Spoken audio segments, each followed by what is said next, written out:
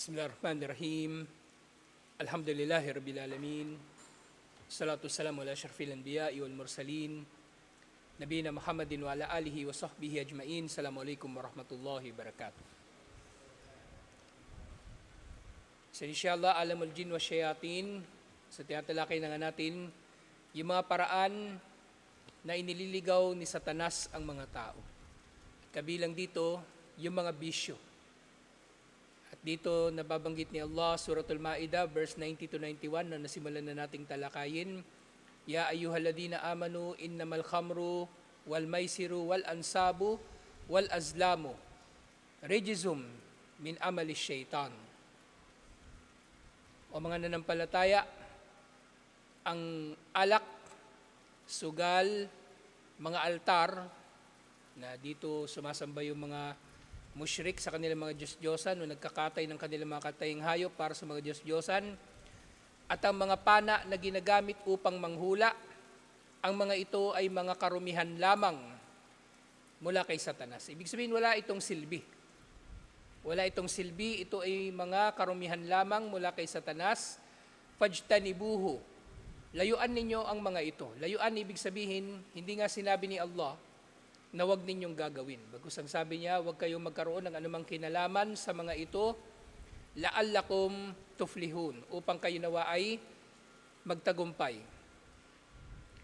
At ang dahilan sa pagbabawal dito, yung nga sa sumunod na aya sa 91, innama yuridu syaitanu an yuki'ah bainakumul adawata wal bagda.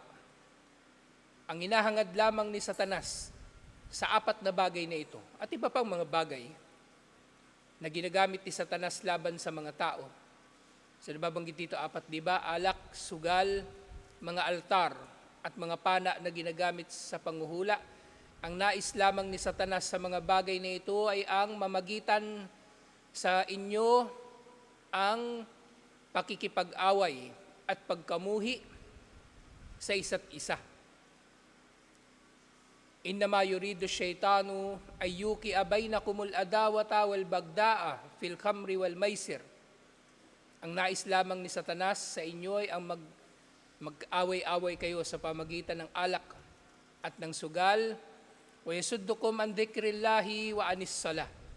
At ang nais ni Satanas ay ang pigilan kayo sa pag-aalaala kay Allah at pigilan kayo sa sala. Ngayon nga, naalala ko bigla, isa sa mga dahilan kung bakit ipinagbawal ng mga scholar yung mga paglalaro ng baraha, chess at iba pa, dahil marami sa mga taong nahuhumaling talaga rito. Maaring walang pusta, di ba? Walang pusta, naglalaro lang kayo. Pero napagtibay talaga ng marami sa mga nalululong sa mga bagay na ito, napapabayaan nilang sala. Napapabayaan nilang sala, kaya ipinagbawal ito ng mga scholar, alhamdulillah, sa bilang pag-iingat at pangangalaga sa ating relihiyon. So, inilalayo tayo ng mga ito sa pag-aalaala kay Allah at sa sala. Fahal antum muntahun, titigil ba kayo? Ngayon na nalaman na ninyo ang mga kasamaan na dinudulot ng mga bagay na ito, alhamdulillah. So ngayon, natalakay na natin yung alak, sugal at yung mga altar. Ngayon inshallah, bago tayo tumungo doon sa sihir, sa Salamanca, madadaanan muna natin yung azlam. At ito na nga yung panguhula sa pamagitan ng azlam, yung mga bala ng pana. So, inanan nila yung gagawin nilang palabunutan. At sinasabi kong panguhula, bagaman ang ano dito, yung istiksam, kumbaga, dito sila magbabase ng kanilang desisyon. So, kumbaga parang, yun nga, nanguhula sila kung magiging malas ba o swerte, tutuloy ba sila o hindi. So, yun yung kanilang gustong malaman sa mga azlam na ito. Actually nga, maaring mangyayari na hindi lang ito sa paraan ng azlam, yung pagpapabunutan ng azlam, di ba? Lahat ng paraan na katulad nito ay magkakaroon ng parehong hukom. Ano pa ba yung pwede na gagawin ng tao na mamimili siya? Roleta, di ba? Roleta. O magpapaikot ng bote. Naranasan niyo na yun, nagpapaikot ng bote. Kung sinong maturo, siya yung may crush dun sa yung, yung babae. Mga ganung bagay, di ba? O kaya merong iuutos sa kanya. So maaaring iba-iba yung nito, iba-iba yung anyo. Iba-iba yung anyo. So dito nga, al-umuru al-mustakbaliya min maknuni ilmillah. Ang mga bagay-bagay na mangyayari sa hinaharap ay malalaman lamang ni Allah subhanahu wa ta'ala. Kay Allah lamang ang kaalaman dito. Hindi ito nalalaman ng sino mang tao. Si Madam Auring o sino pa mang manghuhula, si Nostradamus. Si Nostradamus pala, nagkamali pala ako doon sa nabanggit ko nung nakaraan. Yung mga sinulat niya, hindi Latin, French. French pala yung kanyang mga sinulat. Yung kanyang mga hula, French. At yun nga, kung yung tao, hindi niya nalalaman ng bagay na ito, mas lalo hindi ito nalalaman ng ordinaryong bagay. Ng bote o ng palabunutan ng mga tao. Walidhalika, syara'a lana ar-rasulu sallallahu alaihi wasallam al-istikhara. Dahil dito, kasi wala naman tayong ganito, di ba? Mga palabunutan o kumbaga iba-ibang paraan upang malaman natin kung gagawin ba natin ang isang bagay o hindi.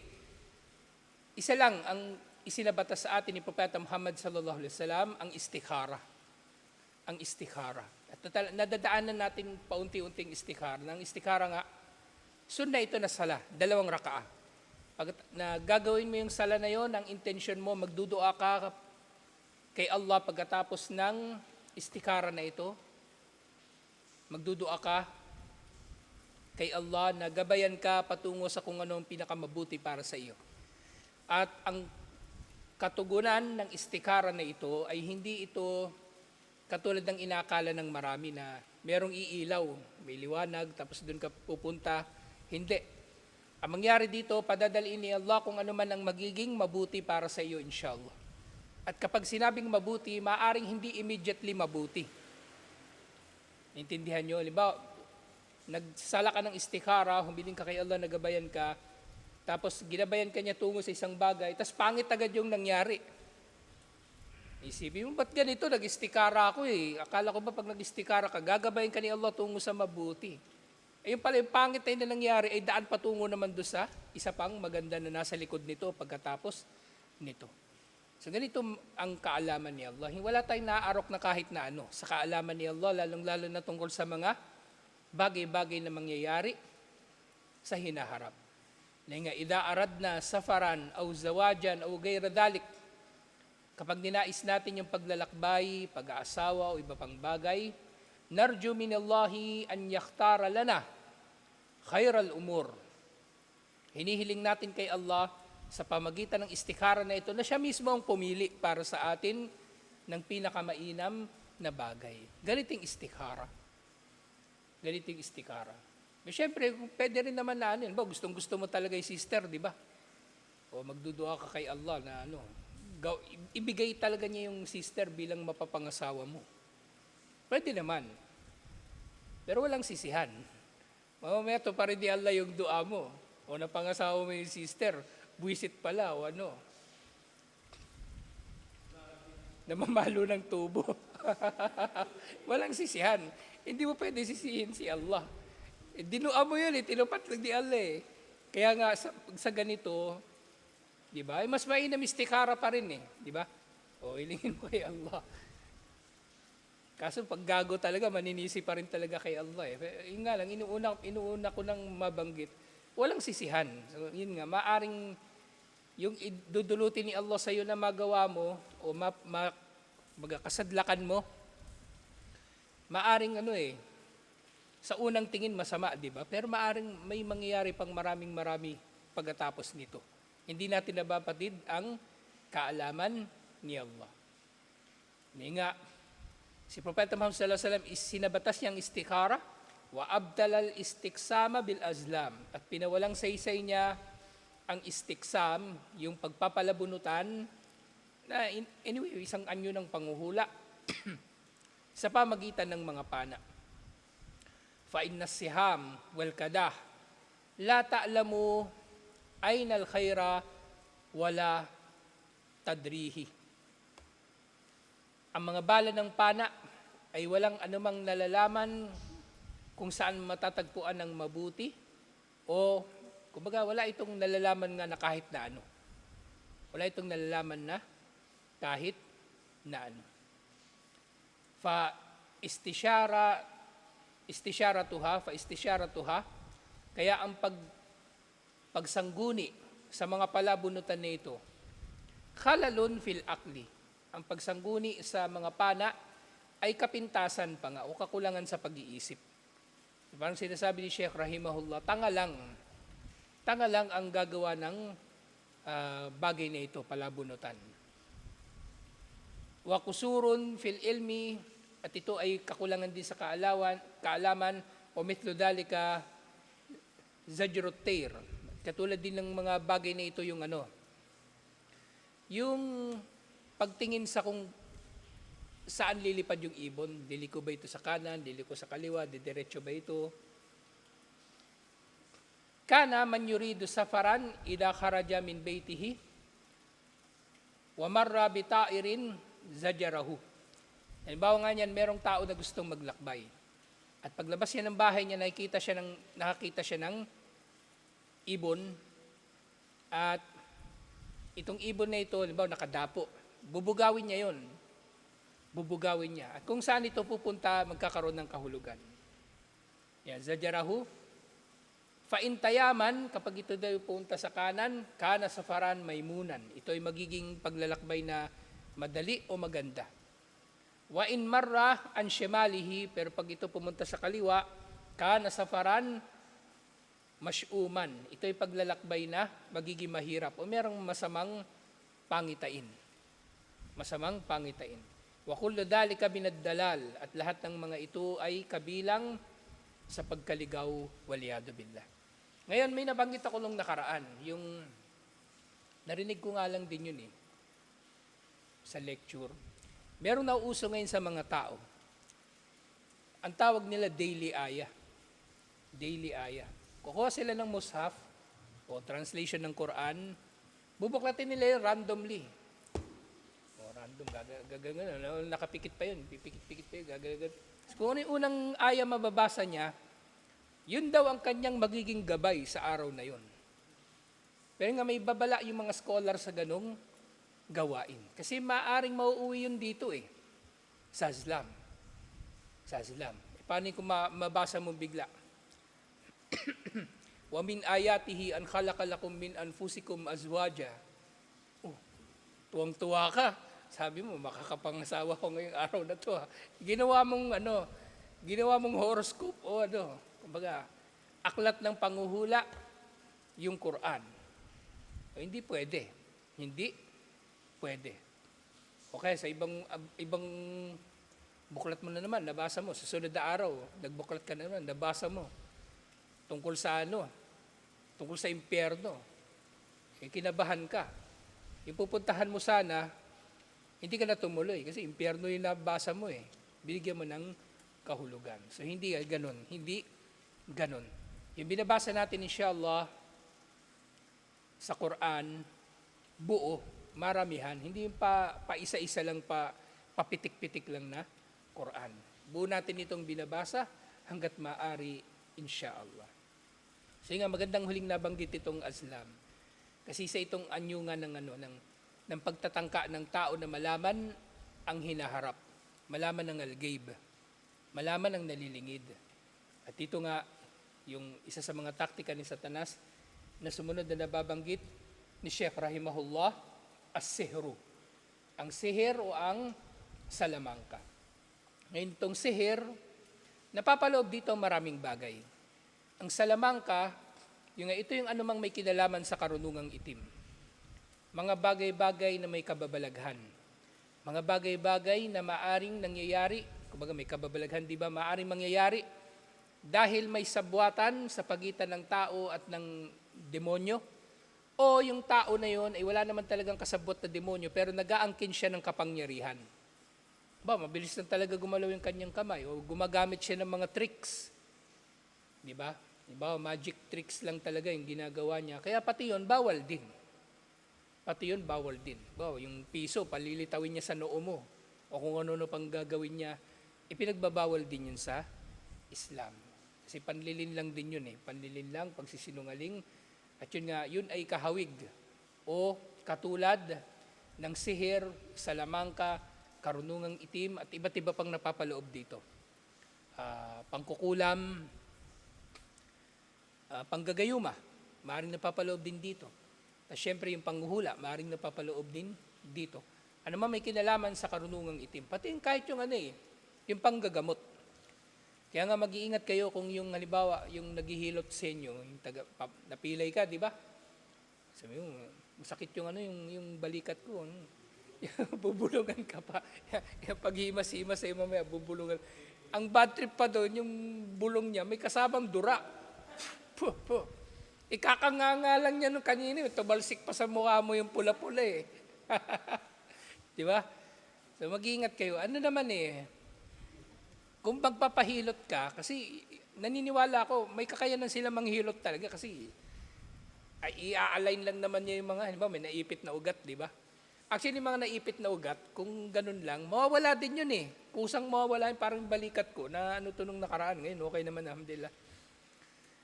Pero kung hihilutin, pwede rin naman. Pero wag ka nang maniwala doon sa kanyang dinadasal. O kung sasabihin mo nga, parang yung lolo ko, nag-Muslim na ako noon Yung lolo ko albularyo, lagi ko nakukwento sa inyo. Nag-Muslim na ako noon. Gusto ko nagpapahilot sa kanya. Minsan, wala naman ako nararamdaman. Gusto ko lang talaga magpahilot Lo, pwede ba pakihilot mo ako? Basta wala akong bubulong-bulungan. Lo, naniniwala dyan Kasi gano'n hilutin niya ako. Siya rin yung lolo ko na yung kinukwento ko sa inyo, pumunta kami ng Rizal. Kaso hindi kami natuloy doon sa kuweba ni Jose Rizal. Kasi napainom kami, tapos napaaway kami doon sa kainuman namin. Hindi namin natuloy. Siya rin yun. Hindi na ako nagpapabulong sa kanya nung nag-Muslim na ako. Ngayon nakita ko siya talaga nung yung mamamatay na siya. Grabe yung grabe yung iyak niya. Waray yun waray. Sigaw talaga siya ng sigaw, aguy. Tapos may mga tinatawag siya mga pangalan. Hindi ko kung nagdideliryo ba siya o baka nakikita na niya yung ngayon ko lang naisip baka nakita na niya yung malakalmot o yung demonyo tinatawanan na siya. Yung mga naging kasabwat niya noon kung meron man. Kaya itong sihir sa nila minsan parang minamaliit ng tao, di ba? Kasi parang parang hindi naman totoo, pero totoo. Ang nangyayari lang kasi problema sa sihir, kaya hindi seryoso ng tao. Dahil sa mga tao rin na kumbaga ginagawa rin nilang trivial ang sihir o yung salamangka. Parang yung mga espiritista, di ba? Ed Kaluwag. Di ba kaya hindi sineseryoso ng tao yung yung karunungang itim Kasi si Ed Kaluwag na, yung gadget niya galing lang ng Shopee. Di ba? O Lazada. Di ba? So hindi sineseryoso ng tao yung yung sihir. Pero totoo. Totoo ang sihir. Actually ang sihir kapag napatunayan ka na mangkukulam ka sa mga bansang Muslim, lalo na Saudi Arabia, parusang kamatayan ang sihir. Parusang kamatayan. Kaya nakukwento ko sa inyo minsan, yung mga Arabo noon, nung nagtatrabaho pa ako sa Islamic Center, praning sila Pag may nakita silang sulat nung katulong nila, lalo na Indonesian, papatranslate nila sa yun. Sabi ko, hindi ako marunong Indonesian Yun Indonesian, doon ka magtanong. Minsan, pati Pilipino nadadamay. Hindi naman uso sa atin yung salamangka, di ba? Kahit sa Maguindanao, hindi naman Pero pati Pilipino tuloy nadadamay. Ngayon, pupunta yun, may sulat, dala-dala. Pwedeng pakitranslate mo nga ito. Nung una, tinatanggap ko pa kasi para makatulong nga dun sa sa brother, nag-aalala Kaya binabasa ko, sinasabi ko, walang problema yan, love letter lang yan, tingnan mo Minsan, nagbabasa ko nga dun, pang Xerox na yung nga, kalaunan, napag-usapan nga namin doon sa center, yung ganun. Pinagbawal nila. Pinagbawal na nila yung pagta-translate. Kasi una, nakakaabala sa amin, sa halip na nagdadawa kami, pinapatranslate sa amin yung mga sulat, tapos panghihimasok sa buhay ng katulong, tapos pangatlo, yung kumbaga paghihinala na hindi na maganda paghihinala. Ngayon, ang nangyari na, hindi na Islamic Center yung tumatanggap ng ganung translation, yung Hay'a na mismo. Sasabi nung Islamic Center, kung gusto nyong matranslate talaga, dalhin nyo sa Hay'a. Kasi makikita naman ng Hay'a kung may palatandaan na may sihir yung sulat. Kasi di ba may mga simbolo? May mga simbolo, doon nila malalaman yun. Pero kung mga nakasulat lang, walang talab yun kasi napagtibay yung iba't ibang mga uri nga ng sihir. At yun nga, yung pangunahin na uri ng sihir, yung merong parte ng katawan ng tao na ibinubuhol. Yun nga sa Suratul Falaq. Yung ganun din kinulam si Propeta Muhammad sallallahu alaihi wasallam. Kahit sa Indonesia, ganun sila mangkulam. Yun yung pangunahin na paraan. Hindi yung isusulat yung pangalan mo tapos magkakaroon na ng sihir susulat sa papel. Maaaring mangyayari picture. Picture talaga katulad nung minsan kumalat sa Facebook. Picture nung bata, picture nung babae.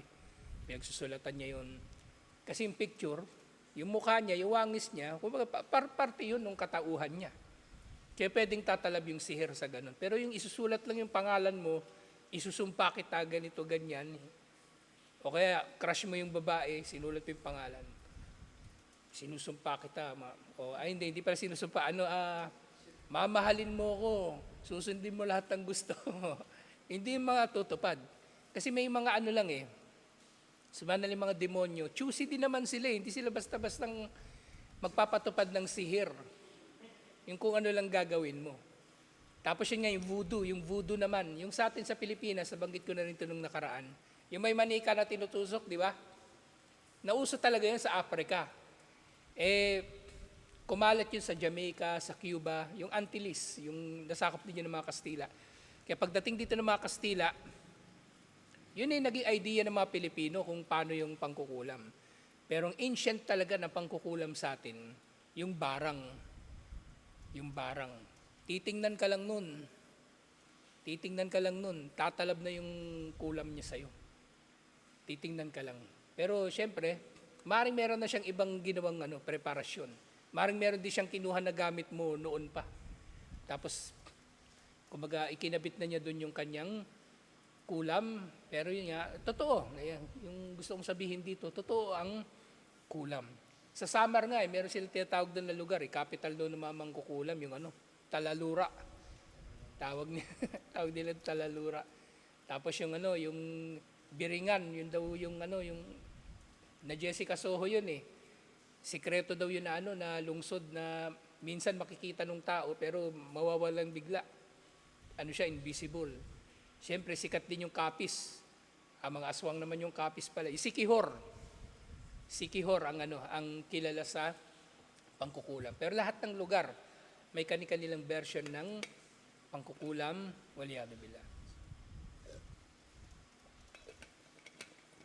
Kasi nga, sa sihir, wa mimma yadillu bihi syaitanu abna'a Adam as-sihru. Kabilang sa mga ginagamit ni Satanas upang iligaw ang mga anak ni Adan ay ang sihir, ang pangkukulam o salamangka o karunungang itim. Fahum yu'allimunahum hadal ilm. Subhanallah. So dito dinirekta ni Sheikh. Ang mga Satanas mismo, mga demonyo mismo ang nagtuturo sa mga tao ng kaalamang ito, ng karunungang ito ng salamangka. Alladhi yadurru wa la yanfa. Kaalaman na nagbibigay ng pinsala at hindi nagdudulot ng kabutihan. Wa yakunu hadal ilmu sabilan litafriki bainal mar'i wa zawjihi. At ang pangkukulam na ito bilang halimbawa, actually ang tawag dito kung sa Tagalog di ba may yung gayuma, ito kontra gayuma, kumbaga kabaligtaran ng gayuma. So although kasing kahulugan din ng kontra gayuma panlaban sa gayuma, pero kabaligtaran yung magiging resulta. Kung maghihiwalay yung lalaki at yung babae. At actually, di ba sinasabi ng Quraysh tungkol kay Propeta Muhammad sallallahu alaihi wasallam, pinaghihiwalay ni Propeta Muhammad sallallahu alaihi wasallam yung anak sa ama o sa ina, yung asawa sa kanyang asawa. Isa yun sa mga dahilan ko bakit tinawag nilang sahir si Propeta Muhammad sallallahu alaihi wasallam. Kasi nga may mga nagkakahiwalay na mag-asawa. Dahil yung isa nag-Muslim, tapos yung isa ayaw mag-Muslim. Pero actually, sa mga unang taon nga ng sira, di ba nabanggitan natin ito nung nakaraan, ang Quraysh, ang nag-uutos sa kanilang mga kapwa kuffar, kapwa mushrik, nahiwalayan ng asawa nilang nag-Muslim. Katulad nga nung nangyari doon kay Zainab, na anak ni Propeta Muhammad sallallahu alaihi wasallam, na inutusan siya na hiwalayan ng kanyang asawa. Wa tafriqu bayna az-zawjayn, at ang paghihiwalay sa pagitan ng dalawang mag-asawa, yaudduhu syaitanu min a'damil a'mal. Ito daw ay itinuturing ni Satanas, ni Iblis mismo, na siyang pinakadakila o kabilang sa pinakadakilang mga gawain. Allati yaqumu biha junuduhu kama sabaka andakarna. Kabilang daw to sa pinakamalalaking mga accomplishment na pwedeng magawa ng kanyang mga sundalo, katulad ng nabanggit na natin nung nakaraan. So, diba, naalala niyo yung hadith? Yung trono ni Satanas ay nasa tubig daw, tapos magre-report sa kanya yung kanyang mga kampon. At yung mga sasabihin ng mga kampon niya, walang kwenta. Sabi niya, walang kwenta yung ginawa mo, sabihin ni Satanas. Pero kapag yung kampon niya nag-report sa kanya at sasabihin na hindi niya tinantanan yung mag-asawa hanggang sa sila ay maghiwalay, sasabihin ni Satanas, ne'ma anta, napakahusay mo, napakagaling mo. Yun ang pupurihin niyang kampon niya. Yun ang pupurihin niyang kampon niya. Yung mapaghihiwalay ang mag-asawa. Yung mapaghihiwalay ang mag-asawa. Siyempre, maaaring mangyayari ito, yung paghihiwalay ng mag-asawa, na direktang impluensya ng demonyo dun sa mag-asawa, o maaari, siyempre, na mangyayari, na yung demonyo na yung gagamit ng tao para sirain yung mag-asawa. Kasi may kakayanan nga ang mga demonyo na mang-impluensya sa tao. So, posibleng ganun din ang mangyayari. Posibleng ganoon din ang mangyayari. Kaya nga sa mga paghihiwalay, sa mga talak, di ba, yung isa pang hadith, na ang pinaka kinamumuhian ni Allah sa mga bagay na halal ay ang talak. Abgadul halali indallahi at talak. Na maaring sa ganito rin na dahilan. Kasi ang talak nangyayari o posibleng nangyayari dahil sa impluensya ng mga demonyo o impluensya ni Satanas. Gayun din, panghuli ngayong gabi inshallah, yung ayah na kilalang-kilala natin tungkol kina Harut at Marut. O makafara Sulaiman walakin na syayatina kafaru. Hindi nagkafir si Sulaiman. Subalit ang mga demonyo, sila ay hindi nanampalataya. Sila ay naging kafir. Yu'allimunan nasa sihra, itinuturo nila sa mga tao ang salamangka. Wa ma unzila alal malakaini bibabila Haruta wa Marut. So sila raw ay nagtuturo sa mga tao nito. At ang ilan sa mga itinuro sa mga tao na mga salamangka ay yung ipinababa sa dalawang anghel doon sa Babylon, sina Harut at Marut. Wa ma yu'allimani min ahadin hatta yaqula innama nahnu fitnatun. At wala silang tinuturuan na sino man, liban na lamang na sabihin muna nilang dalawa, kami ay pagsubok lamang. Fala takfur, huwag kang mawawalan ng pananampalataya. Ibig sabihin, ano mang ituturo namin sa iyo, huwag mong kukunin. Fayata'allamuna minhuma ma yufarriquna bihi bainal mar'i wa zawjihi. Ito yung nga, unang uri ng sihir na natutunan ng mga tao kina Harut at Marut, at syempre mula sa mga demonyo, ang salamangka na maghihiwalay sa pagitan ng lalaki at babae. So meron din. So bukod doon sa yung dudulutin ni Satanas na mag-away palagi yung mag-asawa, o dudulutin ni Satanas na mayroong mag-iimpluwensya doon sa lalaki o doon sa babae para mag-away sila, para maghiwalay, pwede rin may mangyayari na sihir, na salamangka. Kumbaga na kabaligtaran ng gayuma. Kung yung gayuma, magugustuhan mo yung tao, so kabaligtaran ito, na kamumuhian mo yung tao, sukdulang kamuhian mo ang iyong asawa. وَمَا هُمْ بِدَارِينَ بِهِ مِنْ أَحَدٍ إِلَّا بِإِذْنِ اللَّهِ Wala silang sino mang mapipinsala sa pamagitan ng mga ito, ng mga salamangka na ito, liban na lamang sa naisin ni Allah. Wa yata'allamuna ma yadurruhum wa la yanfa'uhum. Ang kanilang pinag-aaralan ay nakakapinsala sa kanila at hindi nagdudulot ng pakinabang. Walaqad alimu lamin ashtarahu ma lahu fil akhirati min khalaq. At nalaman na nga nila, yung tao na nag-aral ng salamangka, kasi binabalaan nga sila, di ba? Alam nila na dahil sa kanilang ginawa ay wala na silang mapapala sa kabilang buhay. Wala na silang makukuha pang gantimpala. Ibig sabihin, parusa na lang ang makukuha nila. Wala be'sa ma syaraw bihi anfusahum. Napakasama ng, kumbaga, ipinagpalit nila sa kanilang mga sarili. Kaya nga yung terminology, di ba, yung pagbebenta ng kaluluwa kay Satanas, ng kapalit ay kapangyarihan. So itong literally ginagawa ng mga mangkukulam. Ibinebenta nila yung kaluluwa nila, kumbaga, doon sa demonyo. Sasamba sila doon sa demonyo, ibig sabihin. At dahil doon, bibigyan naman sila ng demonyo ng kakaibang kapangyarihan. Yan nga, kabilang doon yung mangkulam, manggayuma, o yung iba, manggamot. At iba-iba pa ng mga kapangyarihang itim. So napakasama ng ipinagbili nila o ipinagpalit nila dito ang kanilang mga sarili, law kanu ya'malun. Kung nalalaman lamang nila, ay napakasama nga ng, kumbaga, ibinenta nila, ipinagbentahan nila sa kanilang mga sarili, o pwede nga maintindihan natin sa kanilang mga kaluluwa. Napakasama ng ipinagpalit nila sa kanilang mga kaluluwa, waliyadu billah. So ito yung panimula sa sihir. Alhamdulillah, marami pa tayong matatalakay dito, inshallah, lalong-lalo na yung katotohanan tungkol sa sihir. Kasi totoo ito.